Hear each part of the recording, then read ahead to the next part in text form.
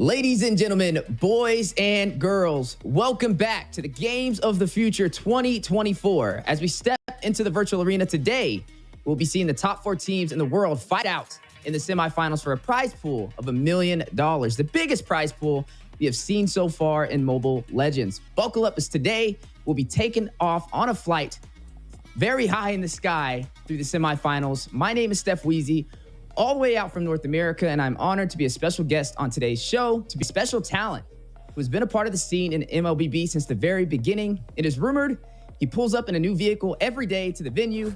His suits are made out of the finest quality fabric. He never wears the same shirt twice. Rumor also has it that his salary is double that of the Game of Futures prize pool, and his own personal bank is sitting in his backyard. One of the richest casters in the world, and I'm convinced he is from the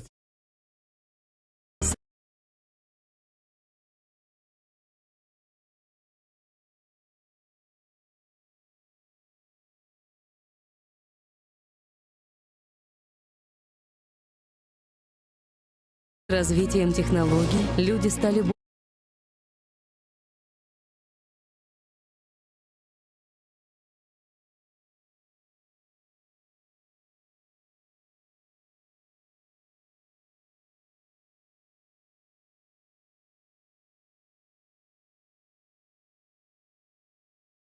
восстановить баланс. Гармония переродилась жар птицы мира отправилась сквозь вселенные в поисках героев, способных вернуть утраченную энергию. Избрав 5 сильнейших представителей, Мира собрала их у Куба Советов, наделив их уникальной силой. Они стали хранителями гармонии, чья задача — охранять и поддерживать баланс. Советом было принято решение провести турнир, победитель которого распространит гармонию по свету. Для этой цели Куб преобразовал частицу гармонии во флейм, древний артефакт для сбора энергии. Хранителями было выбрано место для проведения турнира — город.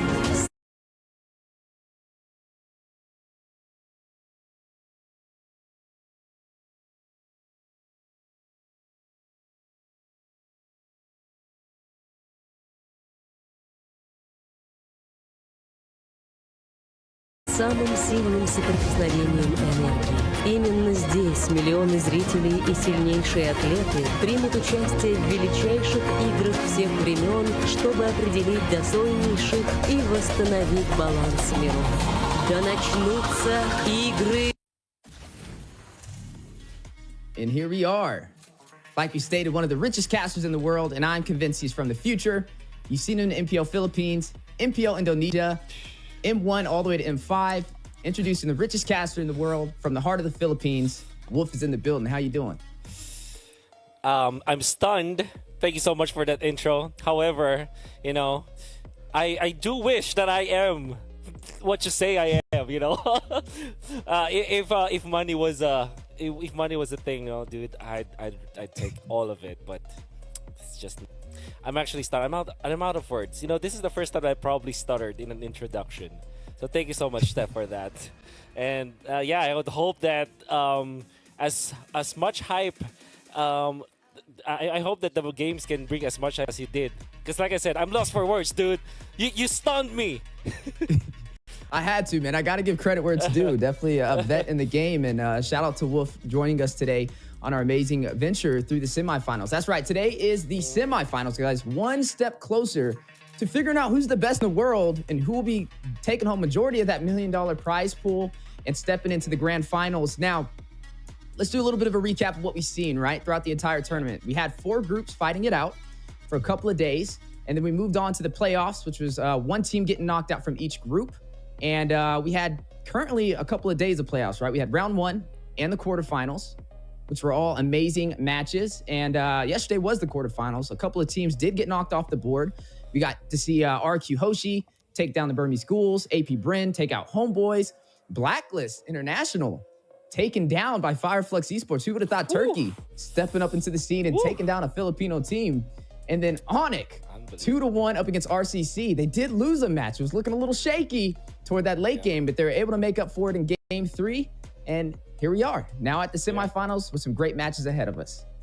You know what, Steph? Watching the quarterfinals last night was, at least for Southeast Asians like me, I'm from the Philippines. When you're watching that, you're looking at quarterfinals 1 and 2, where you kind of expected that will happen, right? You know, as a Filipino, I would go for AP BREN, and I know for sure that RRQ Hoshi with 2 Filipinos in there, they're gonna take it.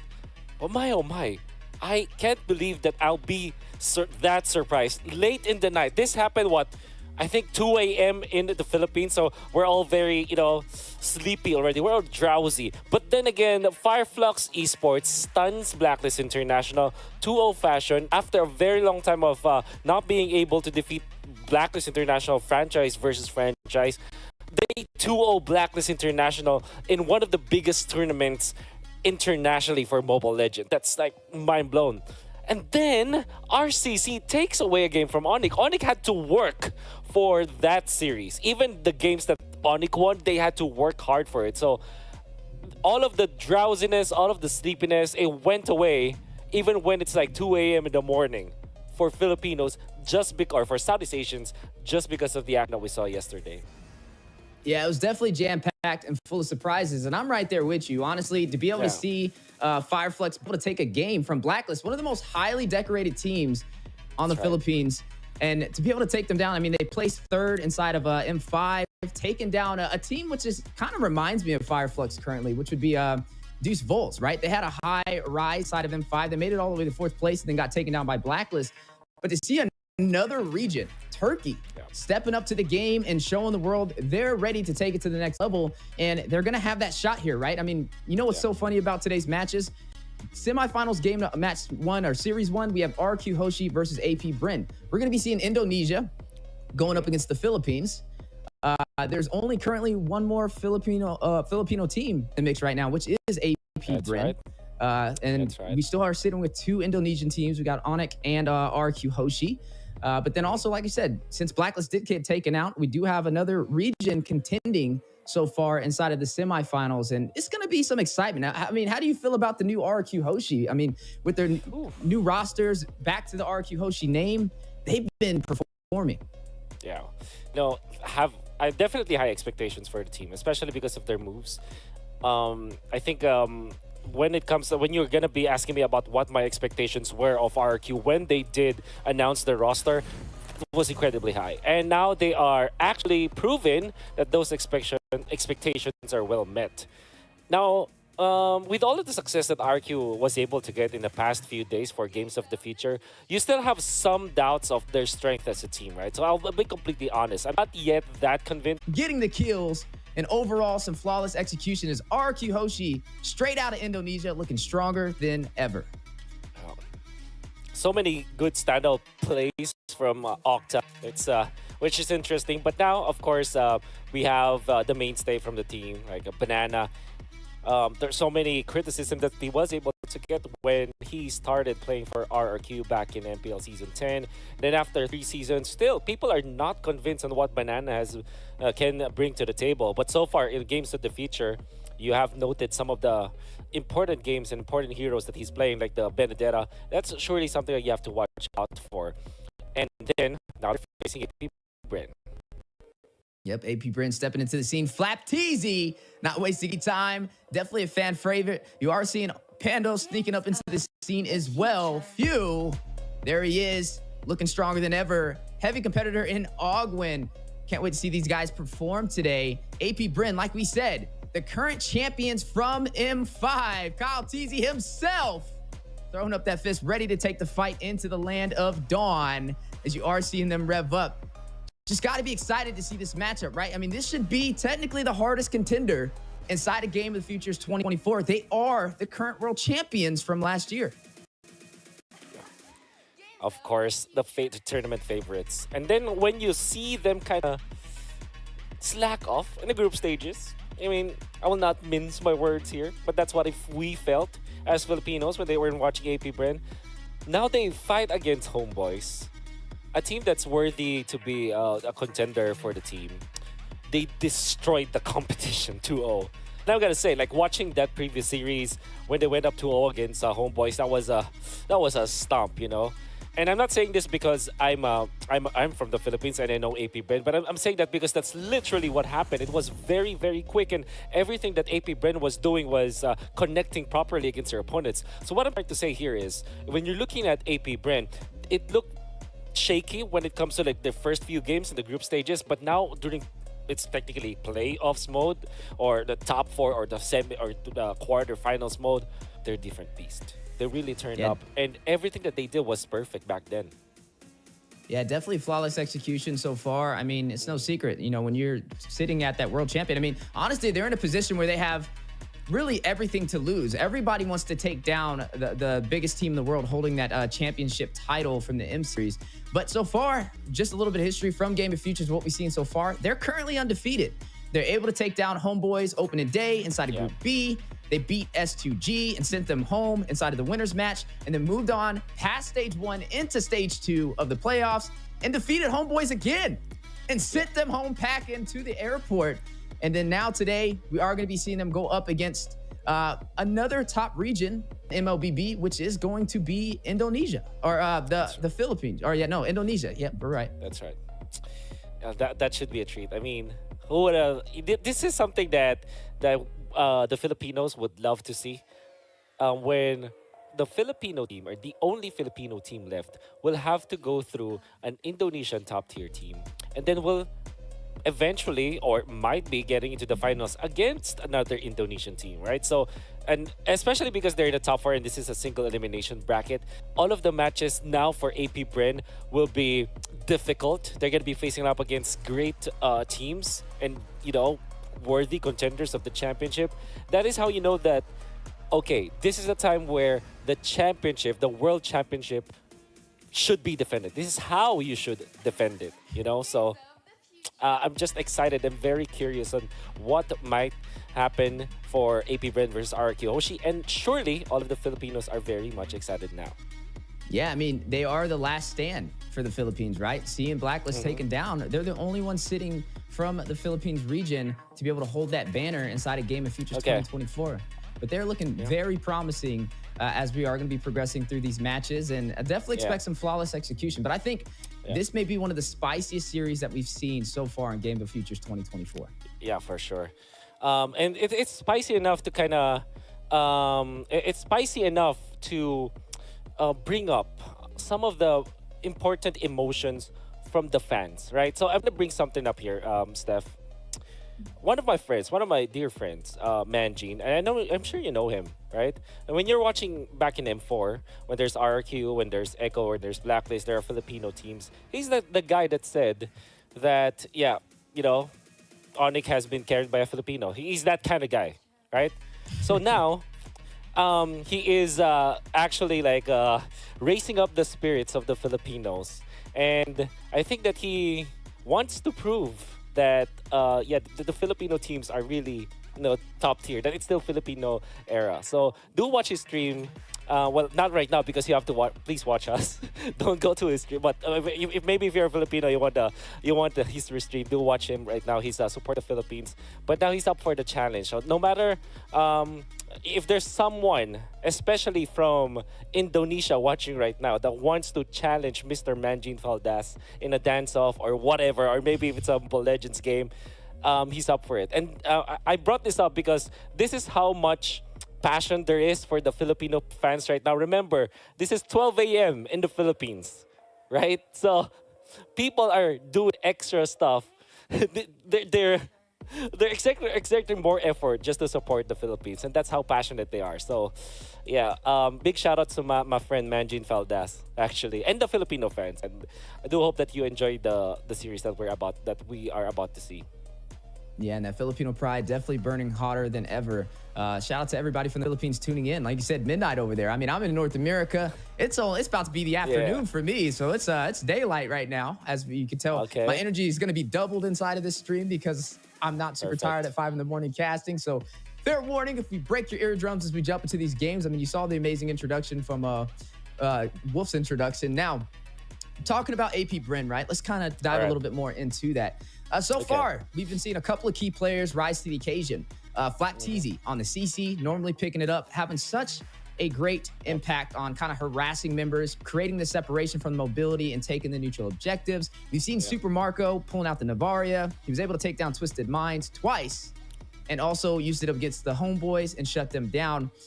Both of them, just some heavy key players so far that are going to have to be looked out for if they want to have a shot to actually take them down inside of this series. You're definitely going to have to bring your A game from RRQ. AP BREN is a team that is known to activate themselves not individually but as a team. And although that sounds very cliche, right? But if you really dive into the games of AP BREN, there's no hero. There's no game that was won by AP BREN because there's someone who pretends to be a hero. And I'm not saying like a hero in game, but a hero, right? Who wants to go for those hero plays.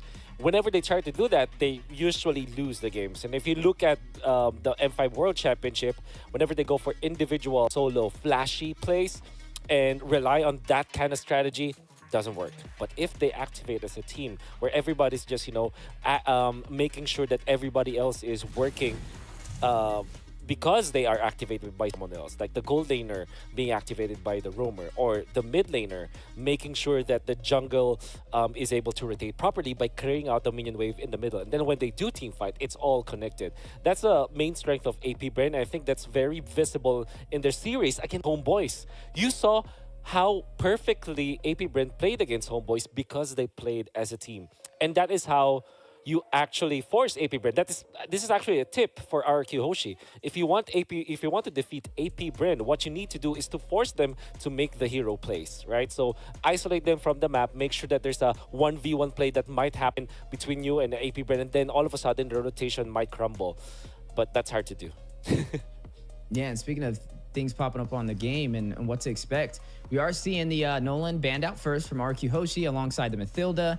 A little bit textbook. We've seen the Nolan deal a lot of early game damage, just being able to rotate around that jungle and be a menace. The Mathilda, I feel like, is one of those more staple bans that we've been seeing so far. Everybody's scared for that mobility, sustainability that she provides, and very hard to kind of keep up with. But you spoke a little bit about AP BREN and what RQ Hoshi could do to take them down. But let's talk about the other side of the board. What could our AP BREN do to take RQ Hoshi down? Now, I would say it's going to start with taking down Skylar and Banana in the side lanes. Because so far, I had the pleasure of kind of casting Group A and watching their entire journey so far. And they've pretty much every single time won in the side lanes. You'd see Banana rotating around, seeing the Benedetta, able to cut the lanes, get the neutral objectives, and create the separation for the Lord fights. But then also at the same point, you got to see Skylar. Normally, he's beating that marksman one-on-one in the gold lane. And then even when things don't look in their favor, he pulls out a Layla last minute and still was able to pull off the victory. So, I mean, they definitely have a lot of momentum behind them. And that's something AP BREN is going to have to watch out for.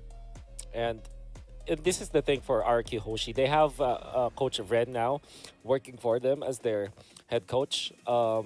Obviously, a very important tool in deciding these drafts. And him knowing what AP BREN's wiring will be, that's a very interesting dynamic. Surely there's a new coach in town for AP BREN, so maybe the dynamic will be a little bit different. But the fact that for Coach RRQ, he knew from the start what made AP BREN successful, especially during the M5 World Championship, where their draft was really tailored to make it work for Caltizi as well as Super Marco, right? So that could be the dynamic. And now going back to what you just said about the side lanes of RRQ, did observe that their drafting pattern is more lean towards winning the side lanes matchup per matchup so that they don't have to worry about it. And now they can refocus their efforts into making sure that the mid lane trio moves quickly. So now AP BREN, I think that they might go for Arlott this time. And knowing that Arlott is one of those heroes that really like it, it's an open pick.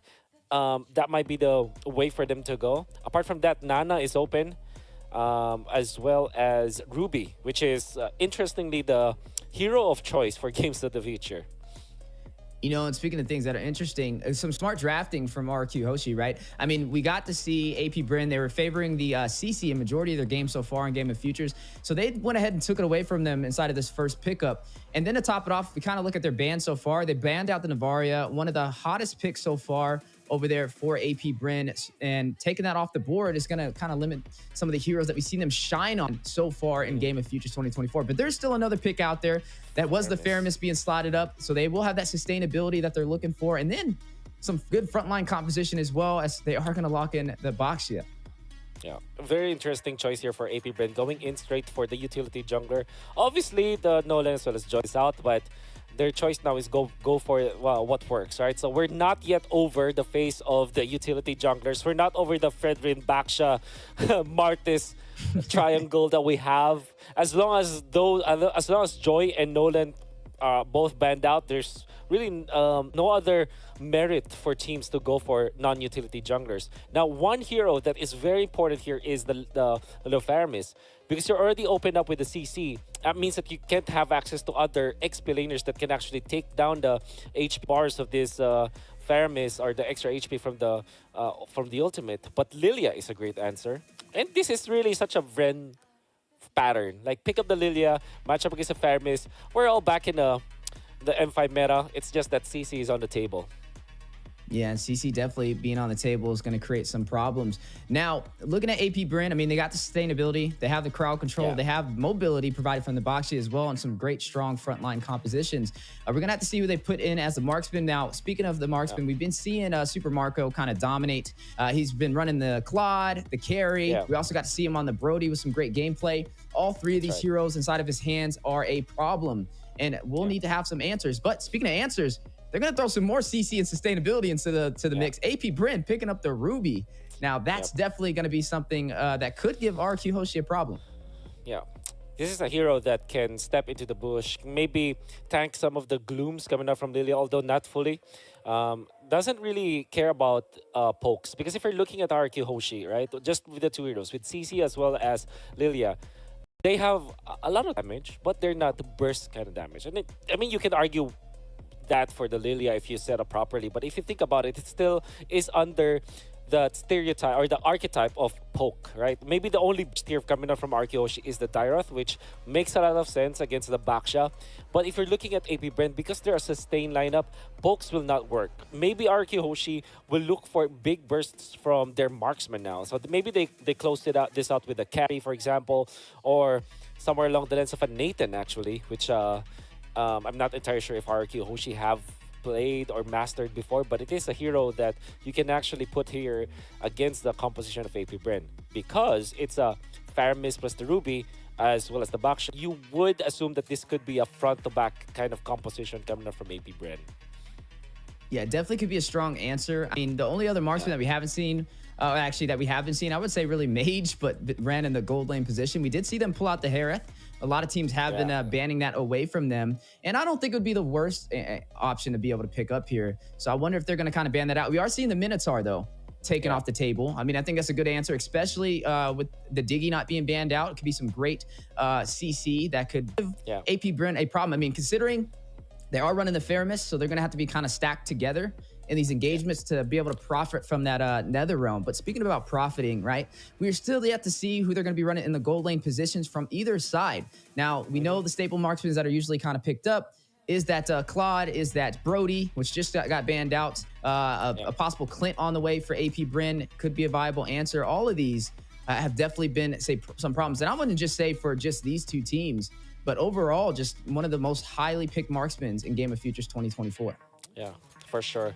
And that could be a priority now for AP BREN. Maybe they pick up their marksman now because they want to keep the Ruby's flexibility from Rome as well as EXP. Maybe they snatch the Nathan, actually, because it makes a lot of sense against CC in a way against this Lilia, because you can really dodge that so easily. And then it's a hero that is okay if there's like poke from the other side. But instead they go Pakiro instantly from AP BREN. That confirms the Ruby from that's going to be the Rome role here. RRQ Hoshi needs a little bit of burst type of marksman, right? So they banned the Brody. Maybe they go carry, but carry is generally not the hero against a Faramis. So I'm thinking like Beatrix or Nathan, actually, from RRQ Hoshi. I'll throw one more at you. Maybe even throwing in the Bruno may actually slide in here. They've definitely been kind of going in on that. And I wonder which way it's going to go. I think burst potential is definitely what they need, especially against a strong frontline composition. I mean, you have the Ruby, the Baxia. Oh my goodness. Skylar again. It's because you have the richest caster on the desk. That's what's going on. $1 million caster, $1 million Layla. No. Oh my goodness. I can't believe that they'll do it against BREN. But it, you know, And it worked before. It is a great laning, generally against most marksmen, just because of the range. And then they go Kufra. All right, so they force RRQ Hoshi to really dig into the bag of tricks of Brusco now. And maybe this is something that I'll talk about later on. Look at AP BREN's last two bans. It's Haka Brusco. They're minimizing what Brusco can play, forcing him to go for the Kufra. And then the Kufra is not necessarily a bad hero, but it doesn't really give anything in the mid lane. It will not protect the Lilia. It will not force out the Faramis because they're going to be safe. And then the Ruby is just able to scout out where Kufra is. That's the thing with the Ruby, right? So you can mirror where the Kufra is, and the Kufra can't do anything. Like, cannot initiate because you'll always be in front of that Kufra. There's the Clint, as you've mentioned.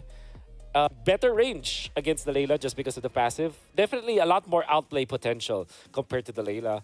And very strong when it comes to team fighting in the early stages of the game. Massive chance for them to take this. So this is actually a pretty good draft between two teams. I'm excited to see what the Layla can bring to the table. And I'm just as thrilled as you are. We didn't get to see that last pick for what they're going to slot against the Layla in the gold lane. You know, when I tried to guess it last time, that's when the Layla came out.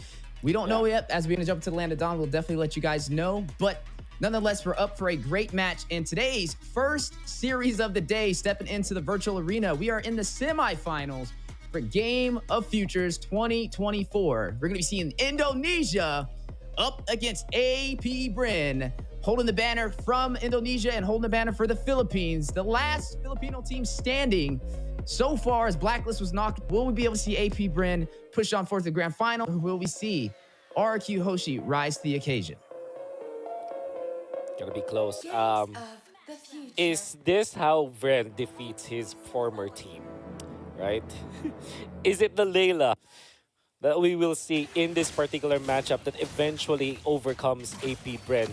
We'll be able to find out. For now, I'm looking at the matchups in all of the lanes. First off, Clint versus Layla. I gotta say, like, maybe it's still Clint favored, like if it's a pure 1v1, just because of the passive. And that's always been the case for Clint. He can win favored in a way that it's easier for the CC to duel against the Paquito. It's not a win per se, but it's a much easier for that one. But now Few.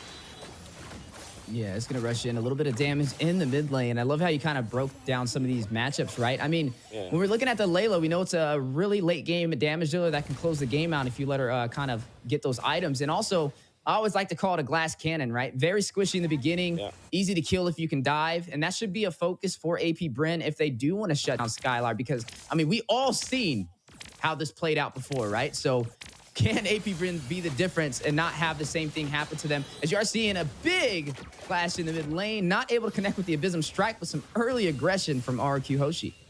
Yeah.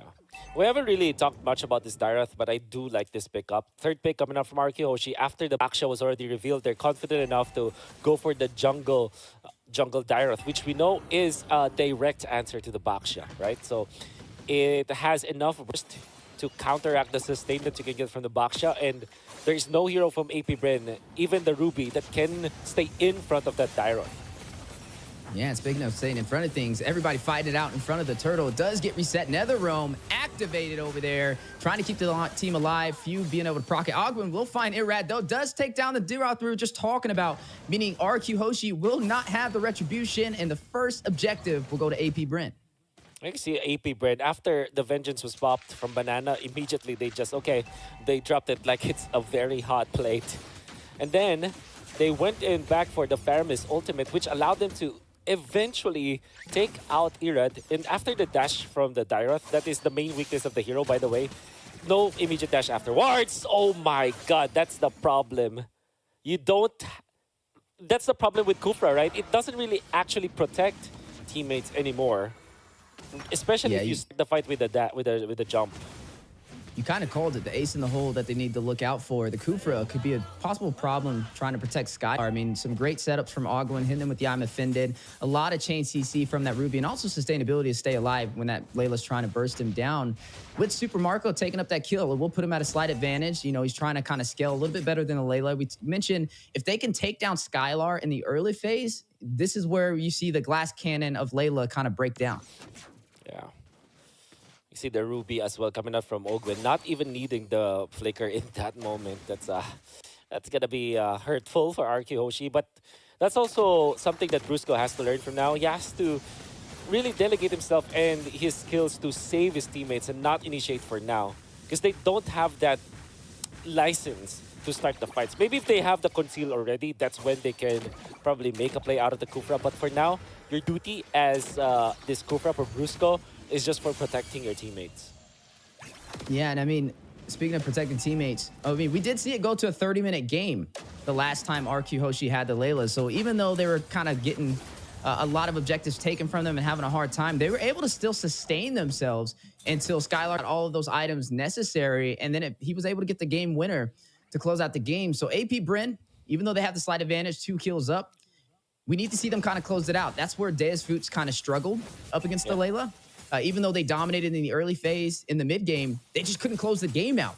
And then that's when Skylar came alive. But right now, AP BREN sitting really good in the early phase of things.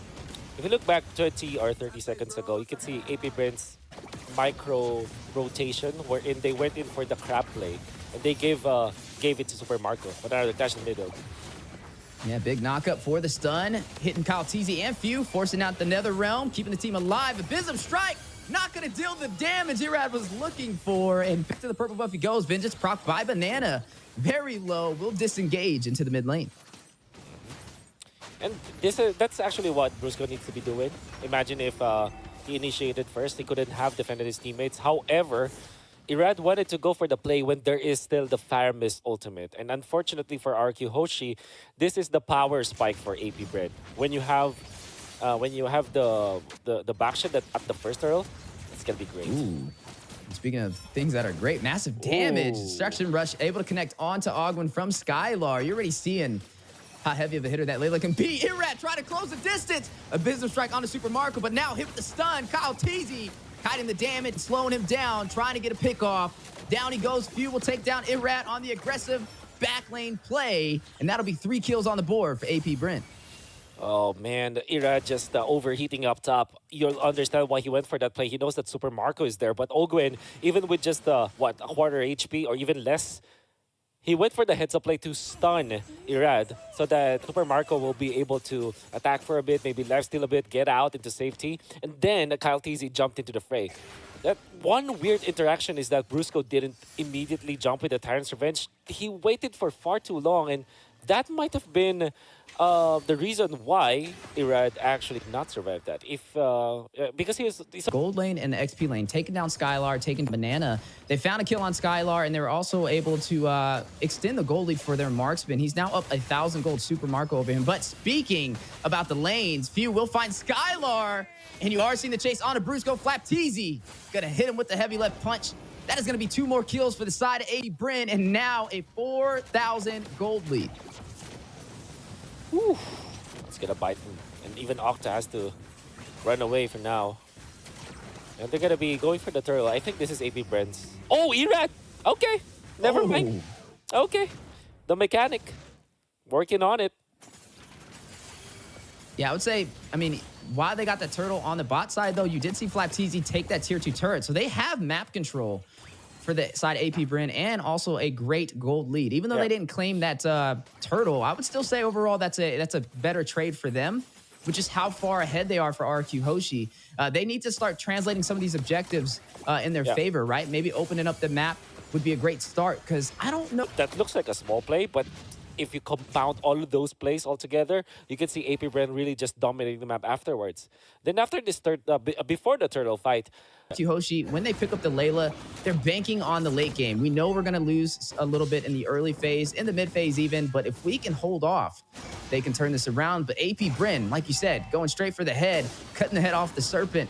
What they're looking to do, trying to shut him down. You are going to see big setup, though. Banana taking the half HP. Kyle TZ going in for the kill. Flap TZ joining him. We'll take him down. Nether Realm to keep AP BREN alive. Flap TZ will find Irad with a heavy left punch. 2 members falling for RQ Hoshi, and the Lord Pit has been controlled by AP BREN. But can we see RQ Hoshi turn this around? No. Looks like they are going to have to disengage. They don't have the numbers. They don't have the damage. And they're also too far behind in the economy. It can now be proven that AP BREN is the tournament's tempo controller. Oh, Brusco with a play. Ooh, rushes in on the Skylar. Flapteezy. Get it. The dynamic duo in effect. Brusco very low, makes his way into the tier 2 turret, which may open up the opportunity for Ogwin to try and push in. But you are seeing Octa over there. Both teams fighting out. Yeah. Now going over to that purple buff for a slight invasion. Man, overall, such a great game for AP BREN. RRQ Hoshi, what do they do to turn this around? Well, they have to regain the tempo at the very least. Second, if they can't do that, the only other option here is to just survive this mid game. Just make sure that you don't lose your base. Maybe try to win when everyone is locked 23 minutes. But that's very difficult to do. Yeah, definitely going to be a challenge. Destruction Rush going out from Skylar, trying to clear those minions. Not even enough damage to do that. Down goes the tier 2 turret in the mid lane. And now you're looking at RRQ Hoshi stripped down to their inhibitors. Yeah. Gonna be difficult now for RRQ Hoshi for sure. And I gotta say, there was this play that AP BREN did again in the mid lane where Super Marco that is already positioned in that bush near the mid lane. So that left side of the turret. That's why even after the initiation coming out from Brusco with the flicker time, that Octa is there for damage, AP BREN was prepared. This tells us that whatever AP BREN is doing, they're doing a buddy-buddy system, or at the very least, they're making a macro play for it. In that specific case, like look at the bush that Kaltiz is holding. When somebody shows himself in the mid lane, it's an ambush, right? So nobody from AP BREN is ever alone. They will not. That looks like they're isolated. This is the championship caliber team that you're. Troll. Wow, 10-0. And the grip is not loosening at all. You can see RRQ Hoshi being desperate for farm. They're trying to do everything that they can just to get the farm. And all things considered, Irad might have gone for the only play possible. Yeah, obviously he died, but then again, AP BREN knew exactly that will happen. And now Lord Fight, no retribution for RRQ Hoshi. Yeah, Brusco winding up, decides to hit a quick 180. Wasn't able to find the opportunity. Skylar trying to get the steal, unable to connect with the Destruction Rush. AP BREN will claim this Lord, and a body of Super Marco will take down Brusco. I would call that a 2-for-none trade. And right now, we haven't seen RRQ Hoshi really take any objectives, no kills. And so far, it's been more of a reactionary side of things for them. AP BREN just controlling the tempo. You nailed the right term for RRQ Hoshi. Yeah, they're reactionary, heavily reactive. They're not making the heads-up play, right? They're not making a play. That's what I'm trying to say here for RRQ Hoshi. They're always just reacting to what AP BREN is doing, and that is how you know. Whatever is happening to RRQ Hoshi right now is not entirely their fault. It's AP BREN just forcing them to be in that spot. AP BREN are so active, and they're taking control of the tempo so quickly.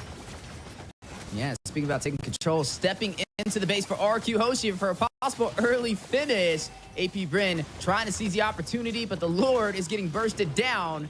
It has now fallen, and out of the base, AP BREN goes. Now, it is now 15 minutes in, getting to that 15-minute mark. Like we said, the later the game goes, the better it'll be for RRQ Hoshi to be able to turn this around. When the nature picked up from Super Marco, definitely getting ready to kind of take that fight and negate the physical damage, as you are seeing them possibly go in to try and take some of these remaining inhibitor turrets.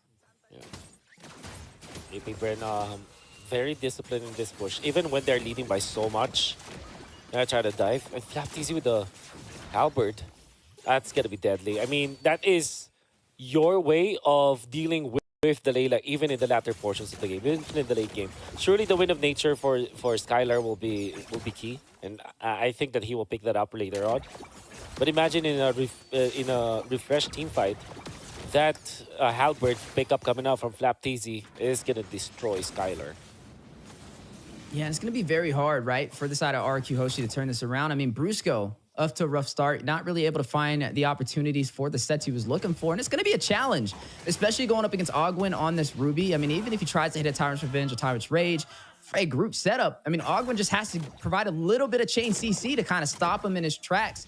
And I feel like that's a little bit of the struggle we've been seeing so far for him to be able to get those setups that RRQ Hoshi is baiting for. Yeah, I'm coming up of ways for RRQ Hoshi to come back from this game.